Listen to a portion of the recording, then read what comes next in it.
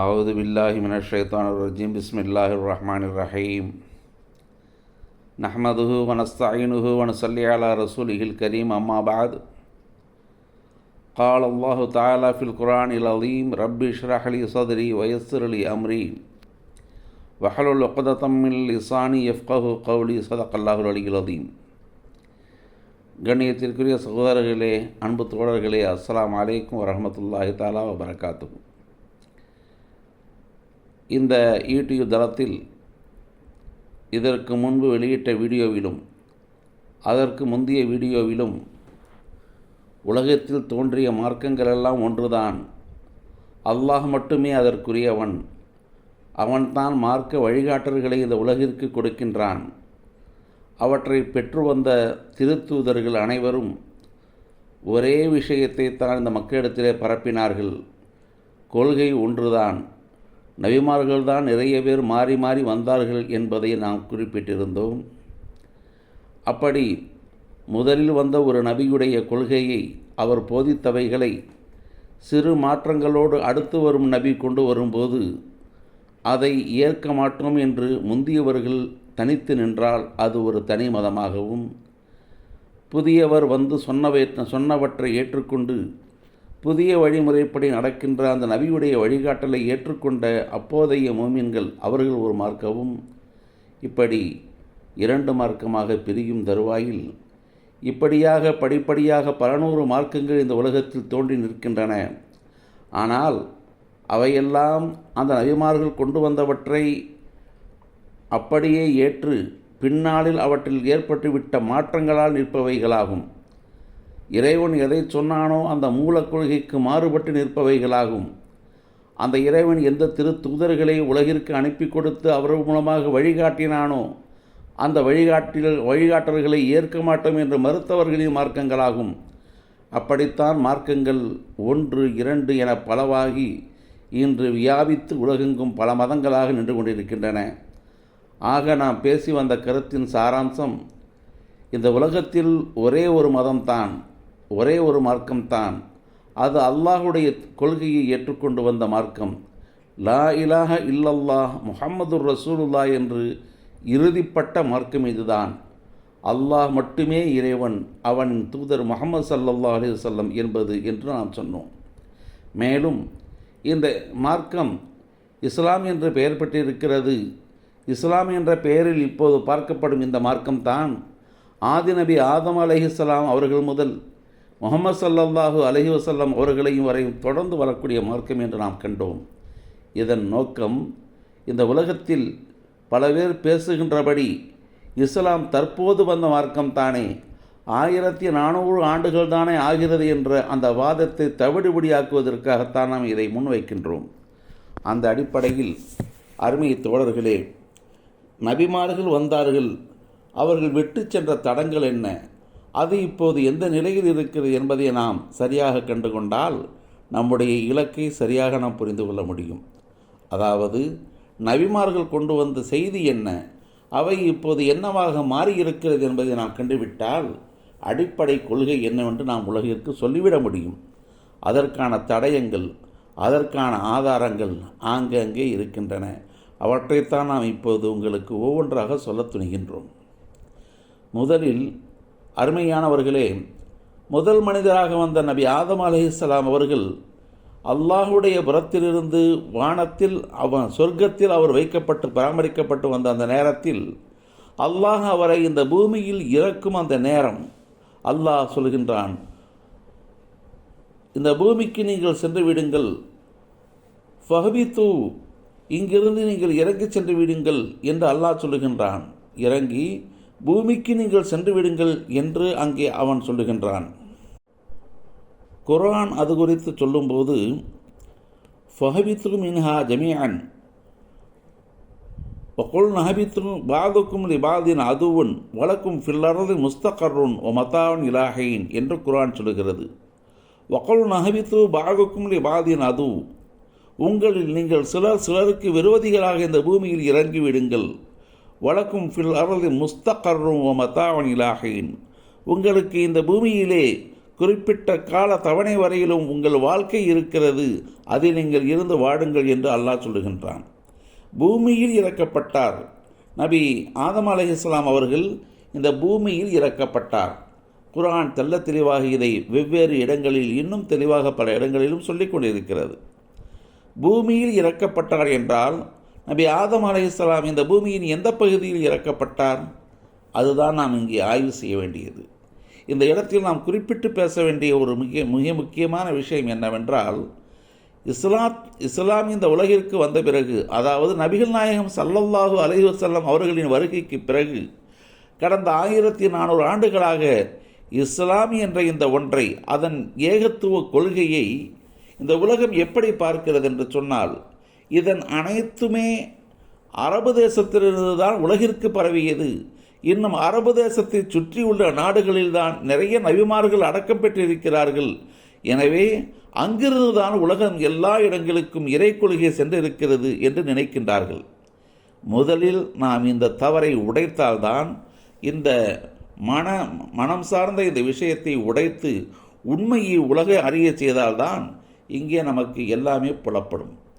அதாவது ஹஜ்ரத் இப்ராஹிம் அலைஹிஸ்ஸலாம் அவர்களுக்கு பின்னால் ஹஜ்ரத் ரசூல் ஸல்லல்லாஹு அலைஹி வஸல்லம் அவர்கள் வரை வந்த ஏராளமான நபிமார்கள் அங்கே பலஸ்தீன், சிரியா, இன்னும் ஈராக், ஈரான், இன்னும் உள்ள பகுதிகளுக்கெல்லாம் நபிமார்களாக நிறைய பேர் இருக்கிறார்கள். ஆங்காங்கே அவர்களுடைய அடக்கத்தலங்களும் இருக்கிறது, வரலாற்று தடங்களும் அங்கே இருக்கின்றன. இறுதியாக வந்த முஹம்மது ஸல்லல்லாஹு அலைஹி வஸல்லம் அவர்களும் அரேபிய தீபகற்பத்தில் தோன்றியதால் எல்லாமே அங்கு பார்வையாக நிற்கிறது. ஆனால் இப்ராஹிம் நபி அலைஹிஸ்ஸலாம் அவர்களுக்கு முன் வந்த நபிமார்கள் எல்லாம் எங்கே தோன்றினார்கள்?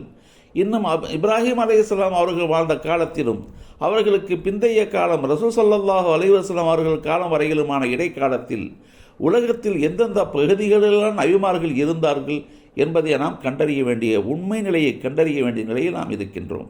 அதில் தான் சூட்சுமம் இருக்கிறது, உண்மை ஒளிந்திருக்கிறது. அருமையானவர்களே, உலகத்தின் எல்லா பகுதிகளுக்கும் நாம் தூதர்களை அனுப்பினோம் என்று குர்ஆன் சொல்லுகிறது. மனிதன் வாழுகின்ற மனித தொகுதிகள் அனைத்திற்கும் நாம் நம்முடைய தூதர்களை அனுப்பினோம் என்று அல்லாஹ் சொல்லுகின்றான். எந்த ஒரு மனித தொகுதிக்கும் நாம் தூதர்களை அனுப்பாமல் விட்டதில்லை என்றும் அல்லாஹ் சொல்லுகின்றான். இதையெல்லாம் பார்த்தால், இதோ இந்த இந்திய தேசம் இவ்வளவு நீண்ட பாரம்பரியம் கொண்டிருக்கக்கூடிய இந்த நாடு, தொல்லியலில் பல்லாயிரக்கணக்கான ஆண்டுகளுக்கு முந்தைய தரங்களை கொண்டிருக்கும் இந்த நாடு, உலகத்தின் மூத்த மக்கள் என்று எல்லோராலும் அறியப்படக்கூடிய இந்த நாடு, பழம்பெருமையும் வரலாறும் நிறைய கொண்டிருக்கின்ற இந்த நாடு, இந்த நாட்டிற்கு வந்த நபி யார்? எவருமே நபியாக வரவில்லையா? எல்லா நபிமார்களும் அந்த அரபு பிரதேசத்தை ஒட்டித்தான் வந்தார்களா? என்ன விந்தை இது! இங்கே இந்திய தேசம் மற்றும் இதை சுற்றியுள்ள பகுதிகளுக்கு வந்த நபிமார்களுடைய வரலாறுகள் நமக்கு அறியப்படாமல் இருக்கின்றது. நாம் அவற்றை அறிய முடியாமல் இருக்கின்றோம். எனினும் சில விஷயங்கள் அவற்றை சுட்டி காட்டும் போது அவற்றை கொண்டு நாம் ஆராய்ந்தால் சிலவற்றை நம்மால் காண முடிகிறது என்பதுதான் நாம் இங்கே நிறுவ வந்த விஷயம், சொல்ல வந்த விஷயம் அதுதான். அதன்படி நபி ஆதம் அலைஹிஸ்ஸலாம் அவர்கள் இந்த பூமியில் இறங்கி வந்தார்கள், அவர்களுக்கு பூமியில் இறக்கப்பட்டார்கள் என்று நாம் காண்கின்றோம். எங்கே இறக்கப்பட்டார்? இதை பல்வேறு வரலாறுகள் பலரால் பேசப்பட்டு கூடுதல் குறைவோடு பல தகவல்களாக இங்கே சொல்லப்பட்டிருக்கிறது. எல்லோரும் நிறைய விஷயங்களை சொல்லியிருக்கிறார்கள். இந்தியாவுடைய பகுதி, இலங்கை எல்லாம் ஒன்றாக இணைந்திருந்தது. குமரிக்கண்டம் ஒன்றாகத்தான் இருந்தது. அதில் ஒரு பகுதியாகத்தான் நாவலந்தீவு என்னும் இலங்கையும் ஒன்றிணைந்திருந்தது. அந்த இலங்கையில் இருக்கக்கூடிய சிரந்தீப் என்ற மலையில்தான் நபி ஆதம் அலைஹிஸ்ஸலாம் இறங்கினார்கள் என்று அதிகமானோர் சொல்லுகின்றார்கள். மேலும் அந்த சிரந்தீப் என்ற அந்த மலை உச்சத்தை தான் இன்றளவும் மக்கள் ஏராளமானோர் சென்று பார்க்க செல்கின்றனர். அந்த இடத்தை ஆதமின் காலடித்தடம் என்று சொல்லுகின்றார்கள். பாபா ஆதமின் பாதம் பதிந்த இடம் என்று சொல்லுகின்றார்கள். இன்னும் பலரும் பல பெயர்களை அங்கே சூட்டி தத்தமது பங்களிப்பிற்கு எடுத்துக்கொள்கிறார்கள். எனினும் முதல் மனிதராகிய ஆதம் அலைஹிஸ்ஸலாம் அவர்கள் இறங்கிய இடம் அதுதான் என்பது ஓரளவுக்கு எல்லோராலும் நம்பப்படுகின்ற ஒன்றாக இருக்கிறது. மேலும் முற்காலத்தில் ரசூல் ஸல்லல்லாஹு அலைஹி வஸல்லம் அவர்களின் வருகைக்கு முன்பதாகவே பல தேசங்களிலிருந்தும் பல இடங்களிலிருந்தும் ஆய்வாளர்கள் அங்கு வந்து ஆய்வு சென்று செய்தார்கள் என்ற செய்தியை பல வல்லுநர்கள் குறிப்பிடுகின்றார்கள். அத்துடன் அந்த இடம் குறித்த தகவல்களும் அது மண் சார்ந்த பல நிகழ்வுகளும் அது சார்ந்த வரலாறுகளும் இதையே உறுதிப்படுத்துகின்றன. அப்படி பார்க்கும்போது அங்குதான் நபி ஆதம் அலைஹிஸ்ஸலாம் அவர்கள் இறங்கி இருக்கிறார்கள் என்பதற்கான தடயம் ஓரளவுக்கு நெருங்கி நிற்கிறது. நாம் அதை ஏற்கக்கூடிய நிலையில்தான் இருக்கின்றோம். அவர்கள் ஆதம் அலைஹிஸ்ஸலாம் அவர்கள் இந்த பூமியில் இறங்கியது இந்தியாவின் ஒரு பகுதியாக இருந்த இலங்கையில்தான். இன்றும் அதனுடைய தடங்கள் இருக்கிறது என்று காணும்போது நமக்கு முதலாவது புலப்படல் அதுதான். நபி ஆதம் அலைஹிஸ்ஸலாம் அவர்கள் இங்கே தான் தோன்றினார்கள். அப்படி என்று சொன்னால் அவர்கள் இந்த உலகிற்கு வந்து தம் மக்களுக்கு தான் பெற்றெடுத்த அந்த மக்களுக்கு வழிகாட்டினார்கள். அவர்களுக்கான வழிமுறைகளை அவர்கள் அங்கே செய்தார்கள் என்பது சின்னமாகிறது. ஏனெனில் அவரும் ஒரு நபி. நபி ஆதம் அலைஹிஸ்ஸலாம் அவர்களும் ஒரு நபி. நபி என்றால் மற்றவர்களுக்கு வழிகாட்ட வேண்டும். அவர் தன் பிள்ளைகளை வழி நடத்தினார். இறையியலின் கோட்பாடுகளின்படி சரியான முறையில் வழி நடத்தினார். ஓரிரை கொள்கையில் சரியாக அவர் வழி நடத்தினார். அதன்படிதான் அவர் மக்கள் எல்லோரும் இருந்தார்கள்.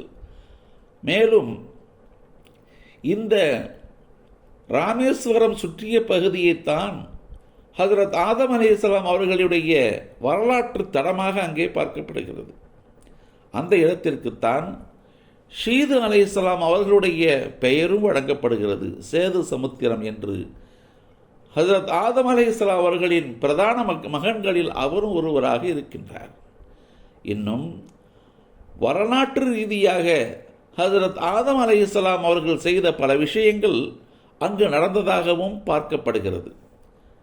குறிப்பாக ஆதம் அலைஹிஸ்ஸலாம் அவர்களுடைய 2 மகன்கள் ஹாபீல் காபீல், இந்த இருவரும் சண்டையிட்டு கொண்டு ஒருவர் இன்னொருவரை வெட்டி கொண்டார் என்ற வரலாறு குர்ஆனில் பேசப்படுகிறது. அப்படி ஒருவரை வெட்டி கொன்றுவிட்டு அவரை புதைக்க வழியில்லாமல் தன் தோளில் தூக்கி சுமந்தார் என்று குர்ஆன் சொல்லுகிறது.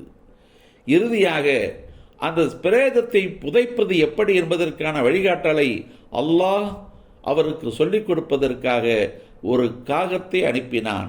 அந்த காகம் இன்னொரு காகத்தை கொன்று அவர் கண்ணெதிரே புதைத்தது. அதை பார்த்துவிட்டு அவர் அங்கே தன் சகோதரனுடைய சடலத்தை புதைத்தார் என்ற வரலாற்றை குர்ஆன் நீண்ட பல வசனங்களில் சொல்லி வருகிறது. அருமையானவர்களே, இவற்றை நாம் இன்னொரு இடத்தில் பேச இருப்பதால் அவற்றை அப்படியே கடந்து வருகிறோம்.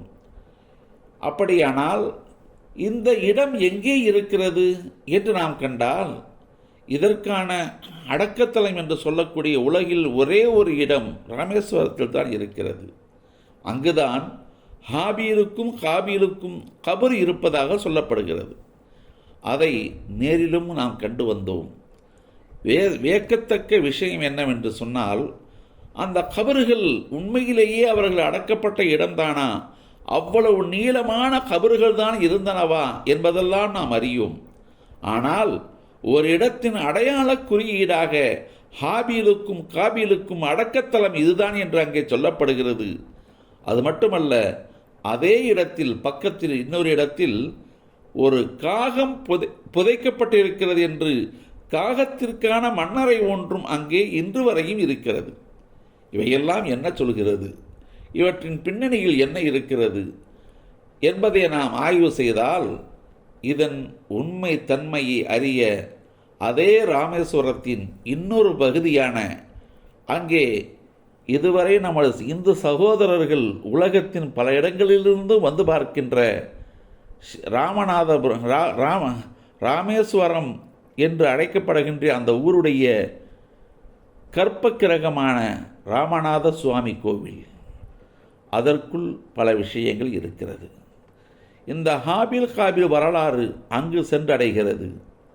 அத்தோடு அந்த கோவிலுக்கு பக்கத்தில் இருக்கக்கூடிய இன்னொரு கோவிலான கோதண்டராமர் கோவில், அந்த கோவிலிலும் இதன் வரலாற்றின் நீட்சி இருக்கின்றது. அவை என்னவென்று இன்ஷா அல்லாஹ் நாம் அடுத்த வீடியோவில் காண்போம். அப்படி இருக்க வரலாறு என்பது இதோ நம் கண்ணெதிரே நமது தமிழ் மாநிலத்தில் நாம் சென்று பார்த்து வரக்கூடிய இடத்திற்கு பக்கத்தில் இருக்கிறது. இப்படித்தான் மதங்கள் பிரிந்தன. இந்து மதம் இப்படித்தான் முதலாக அங்கு தனித்து நின்றது என்பதை அடுத்து நாம் நிறுவப் போகின்றோம். அடுத்த வீடியோவில் அவற்றை நாம் காண்போம். வாஹிர் தாவானா அனில் அல்ஹம்துலில்லாஹி ரப்பில் ஆலமீன். அஸ்ஸலாமு அலைக்கும்.